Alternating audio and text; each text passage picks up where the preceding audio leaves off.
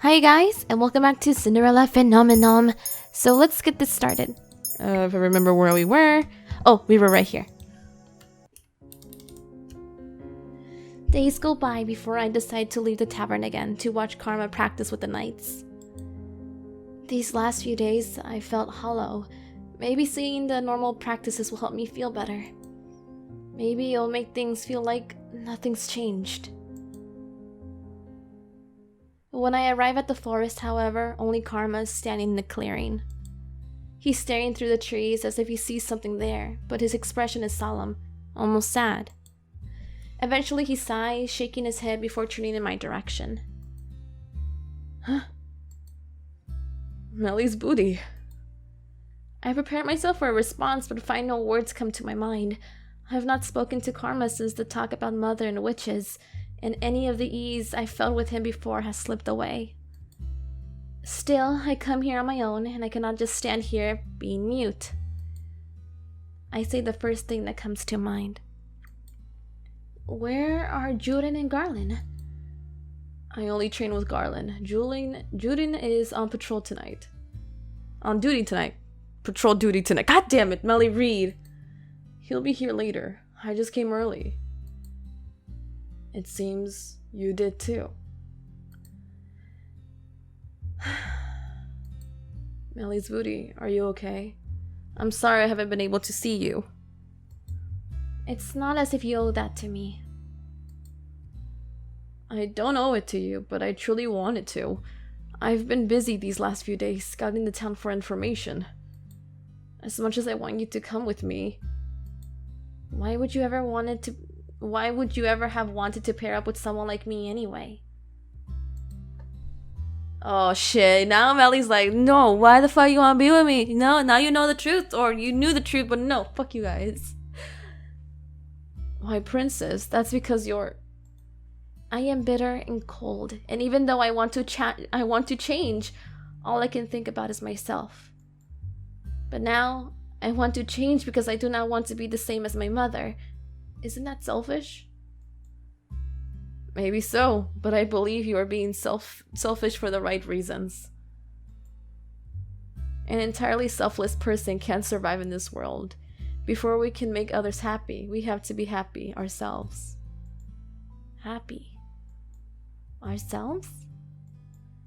Yes, an angry person holds resentment towards everyone, and it mars whatever good deeds they seek to do. That is why I cannot complete my good deeds. Wrong. You've already got one down. Recognizing the need for change is always a good thing, MeliZ booty. Regardless of the motivation, you're trying to become a better person. That is what matters. He takes a step towards me, then puts his hand on my shoulders, and leans down until I can look right into his eyes. Karma's serious expression startles me as much as his touch. It is never too late for anyone to change. You taught me that. What? How could I have taught Karma that? Or Karma anything? Do you mind if I tell you a story, MeliZ booty? He's standing too close. I'm not gonna move. I'm not gonna lie. I'm not gonna move. Yes. Okay, let's go back. Go back! Okay, don't move. With his face so close, all I can do is stare right into his eyes. Karma's hand tightens on my shoulders, and for a few minutes I feel a slight panic rising in my chest. Then Starma steps away from me with a rough shake of his head. Karma? Next time I do that, MeliZ booty, feel free to push me away.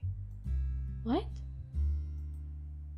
It's better that way. Oh, now he's acting like Mama Tay. Like, no, I love you, but I can't have you love me. No, fuck that shit. No.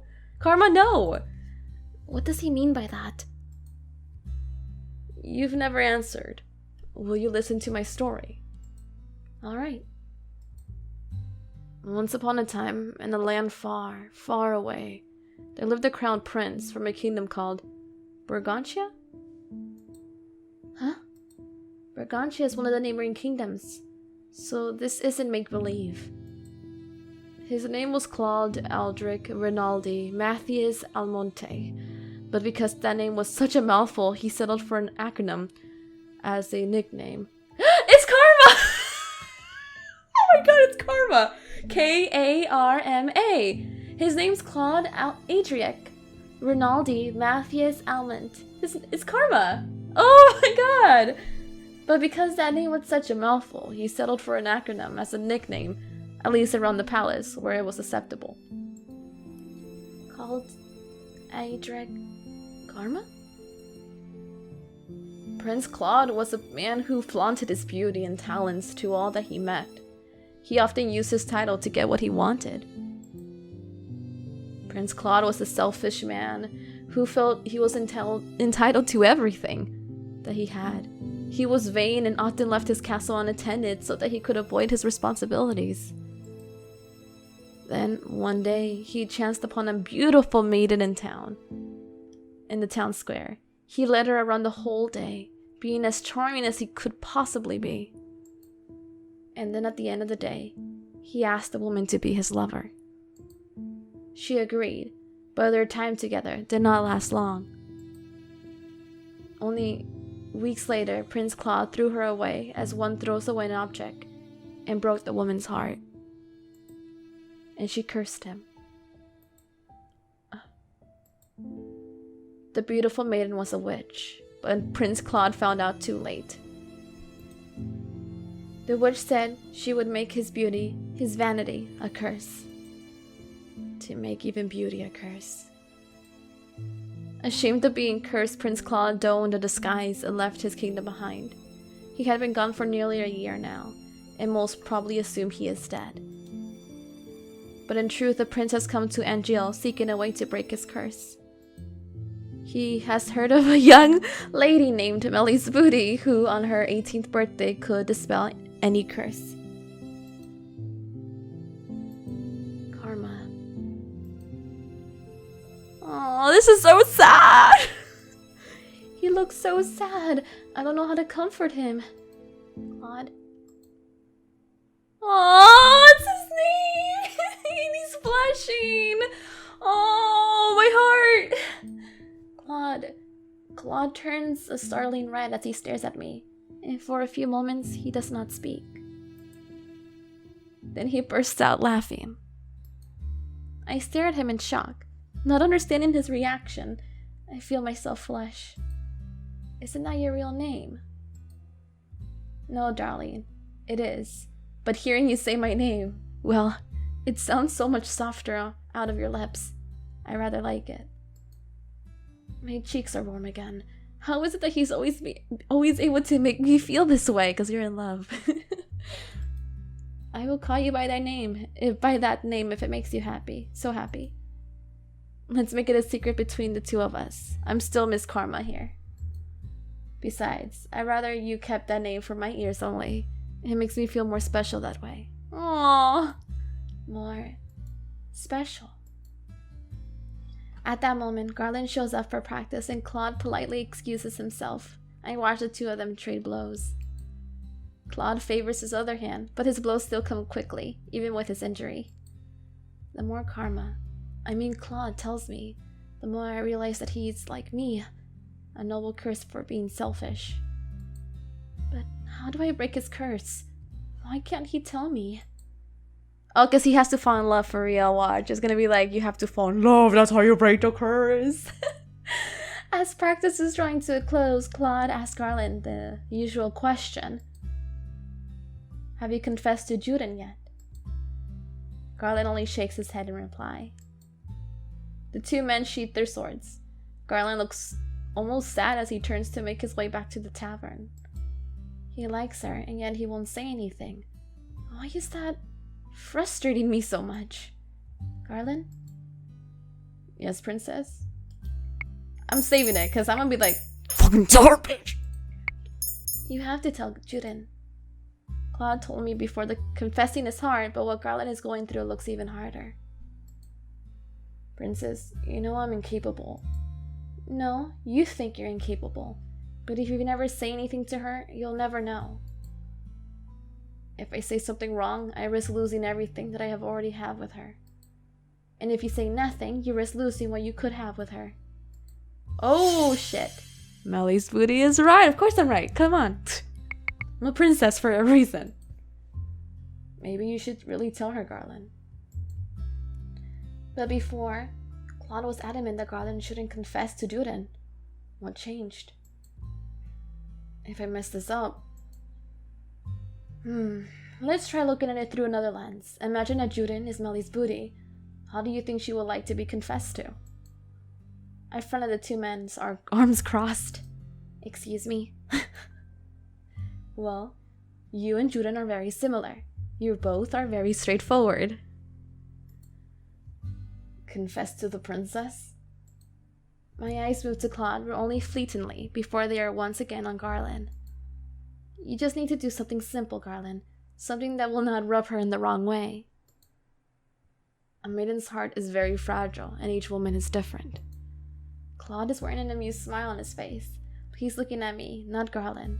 I feel my face flush and I have to look away. MeliZ booty, you're tomato red again. It's adorable. I can't read this. I cross my arms over my rapidly beating heart again and force a skull on my face. No, I was thinking about what Garland could do. Something simple, like when Karma kissed my hand, Garland kissing Juden's hand is probably not a good idea. Maybe he could do what Cloud and I did that one day in town. He can buy her some food and they can just... talk?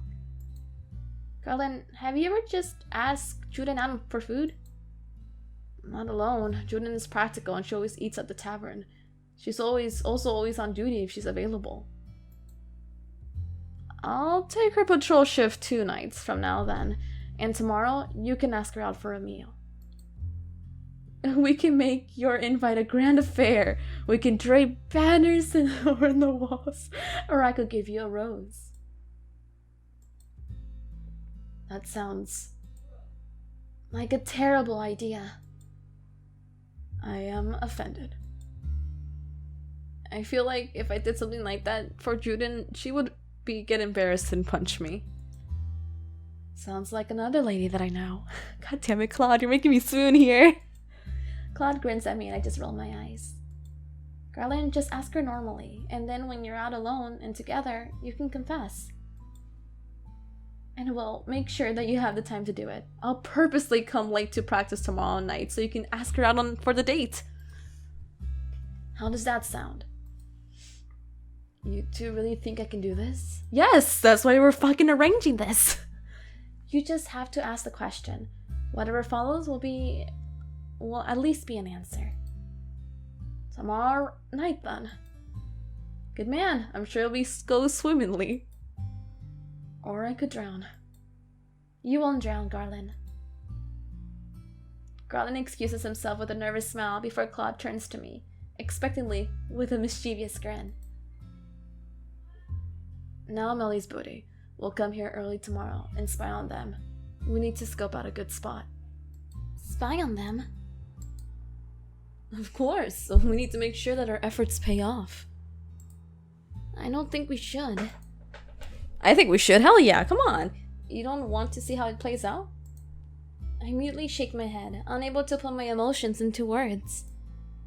For some reason, I imagine myself in a Juden position. It feels too personal. Claude's likeliness suddenly springs to mind, and I feel my face grow hot again. MeliZ booty, you've been oddly out of it today. Claude reaches out a hand towards me, then abruptly pulls away. I stare as he smiles, almost sheepishly. The conversation between us dies and we return to the march. How awkward is that? What the hell? Days pass, and though I did not spy on the conversation between Juden and Garland, I noticed that Garland had been smiling from ear to ear during his practice with Claude recently. I'm not talking to you, Siri! Holy hell, Siri thought I was talking to him. No, Siri, no! You're not Claude. Did I name you Claude? No, I didn't think so. I can only assume that his confession went well. Claude took the patrol shift tonight as I lie in bed. I'm restless. Every time I watch Claude practice with Juden and Garland, I'm reminded of the palace, of Fritz. I wonder how Fritz is doing. Is he still practicing with the other knights? My thoughts darken as I recall the kidnappings. Claude had to save me every single time. He got injured saving me. Unable to sleep, I slip out of bed and make my way to the reception room. The night air is cool and no one stops me from standing just outside of the margin. I cannot just sit back and do nothing anymore. I have to act. I do not want Claude to get hurt because of me again. Eventually, I see Claude approach. He looks tired and is moving more slowly than usual. But when he sees me, his lips quirk into a smile. MeliZ booty, what are you doing out here tonight, love? Love instead of darling. That's no. Hello, Claude. Oh, he's blushing every time I see him say his name. Oh, that's adorable. Oh no, Claude, you're stealing my heart. His face is dark red again. If you're using my real name, I suppose you've come to ask for something serious? How could he know that? I do need to ask something of you. Well, if you need a shoulder to cry on, I'm right here, love. What? Oh, is this not about... Never mind. I'm asking if you will be my instructor. For some reason, I seem to have caught Claude off guard. He stares at me for a moment. For a few moments. What? I want to learn how to use the sword and I want you to be my instructor. Claude's expression becomes uncharacteristically serious. I'd rather you didn't learn how to use the sword.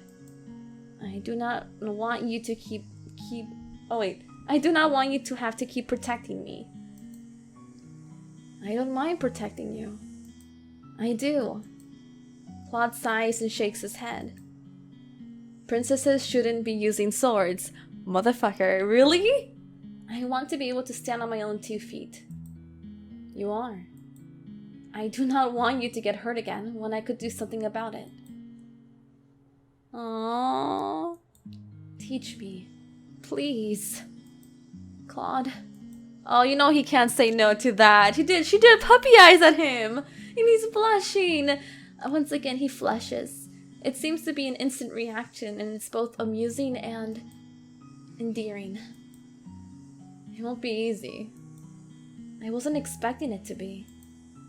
Claude stares at me for a long time before finally letting out a heavy sigh. Fine. I'll train you. Oh, yay. You won't learn in a day, but I can teach you the essentials. You can use one of the knight's training swords. Thank you. Oh, look at her smile! Music to my ears. Meet me in the clearing in 10 minutes. 10 minutes? What? You said you wanted to train, so we will. Don't expect me to go easy on you. But aren't you tired? He looked exhausted when I came in, and now he wants to train? Already trying to get out of training? I am not. Claude shakes his head, but he is smiling. I'll see you in there in a few minutes, love. Moonlight spills through the leaves, illuminating the forest with gentle light.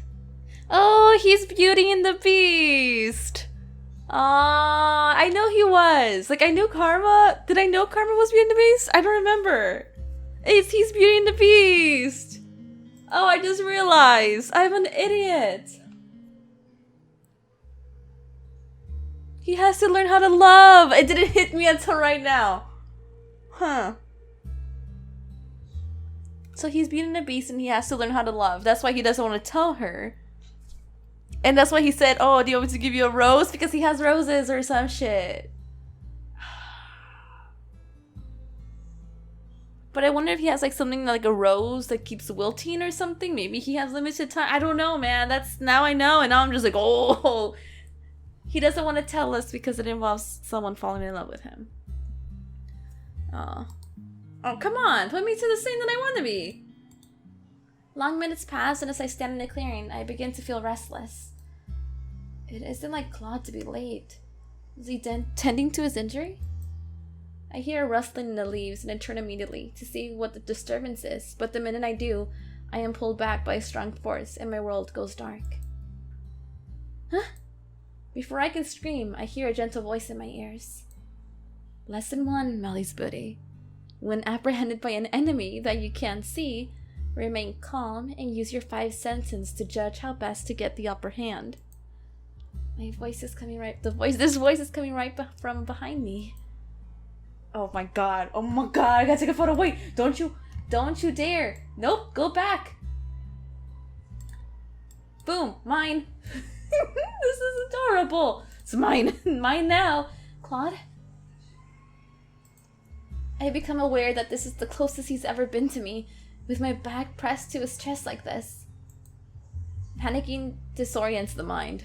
That is why you must remain cool under any circumstances. Damn, he has like his hand on my chest and like, boy, how could I not panic? Any normal person would panic. Still, I try to force myself to be calm. Lesson 2. Enemies will often let their guards down when they think they have the upper hand. Catch your opponent off guard by remaining calm and locating this weakness with your senses. I try to calm myself as Claude instructs, and I feel it is a bit easier, but only because I know it's Claude. An opening. I move as quickly as I can, stepping forward so that I can swing my elbow back at Claude's stomach. Before that happens, Claude has pulled me back to him, closing whatever distance I had between us. In the process, he moves his hand from my eyes to my mouth. I can only again see the forest, but my words are muffled between his hand. Another thing to remember, you won't always be able to catch your enemy off guard by throwing punches or hits at them. And your opponent will always be stronger than you, MeliZ booty. Remember what I said about a weakness. Enemies will often let their guards down when they believe they're winning. Just like I have. An opening. As a thought occurs to me as I glance around me, and then down at the Karma's bandaged hand. Karma's bandaged hand is over my mouth. Is this an opportunity or a trick? That is not the best. Bite him? Really? Oh my god, or topple him. What the hell does topple mean? This is Melly Googling what topple means. Topple.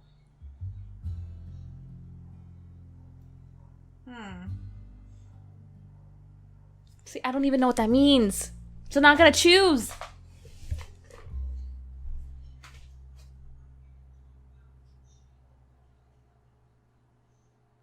Okay, maybe biting him. I don't know. Okay. I'm going to feel terrible about this, but I have to try. I try to shift my head to get completely spaced to bite down, and even Claude cannot hold me completely still as I squirm. Eventually, the hand over my mouth moves just enough for me to open my mouth, but I falter. I cannot bite the hand that I injured. Unable to do anything else, I merely shake my head and I hear Claude groan. In one swift motion, he pushes me down to the ground, pinning my hands by my head as he frowns at me.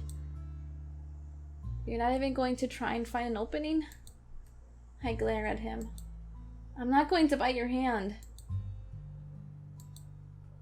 Bite my hand? Oh shit, I fucked up. Oh shit, I fucked up. Nope, I guess I'm gonna topple him. That's the choice I should have chosen. Topple him. His hand is a clear opening, but I cannot damage his hand any further. I'll try to shift my weight against him. If I take him by surprise.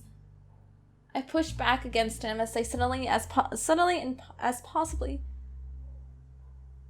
I possibly can. Claude makes a sound, making maybe of disapproval, and does not budge. I change tactics, stepping on his foot instead, but he only shifts his stance. Before I could think of what to try next, Claude moves and I am suddenly pinned on the ground. Karma 1, MeliZ booty 0. I fucked up when I said I was gonna try to bite him. That was a pretty good attempt, love, but not good enough, I'm afraid. Okay, we gotta make sure I don't fuck up. Because Melly's like, I would bite him, though. I wasn't expecting you to come at me like that. I was expecting sword practice. You weren't expecting a man to kidnap you in the alleyway, were you? I glare up at him, unable to say anything because he is right.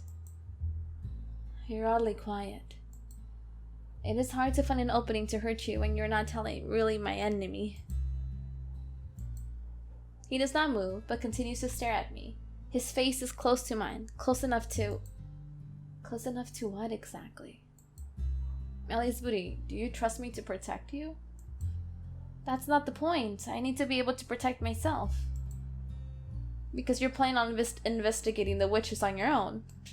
No, I want to be able to protect myself because I do not want you getting hurt protecting me. Aww, Claude. Claude leans down and I can feel his hair at my cheeks. For a few moments, everything slows to a stop, and all I can hear is my heartbeat and his slow breathing. Once you set your mind to something, you don't let go, do you? Claude pulls away from me before I can respond, and he's standing again, offering me a hand. Let's get started with some sword work then. The pleasant smile is back on his face. I can never tell what he's thinking at times like these. What are you really like, Claude?